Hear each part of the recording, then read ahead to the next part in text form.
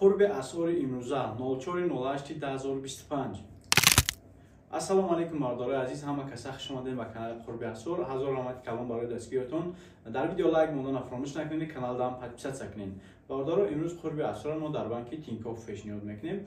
ای همتون خواهش که وقتی که قرب اسعار ویدیوشو میبینین حتما چیزلاشو ببینین که کی ساعتشو ببینین کی بعد کامنت بنویسین. یکم چی بعضی نفرا میگن که دروغ میگی باردار، یکم چی دروغ نیست. ما در بانک تینکوف اول پراویر کرده با قرب اسعار پیشکش میکنیم.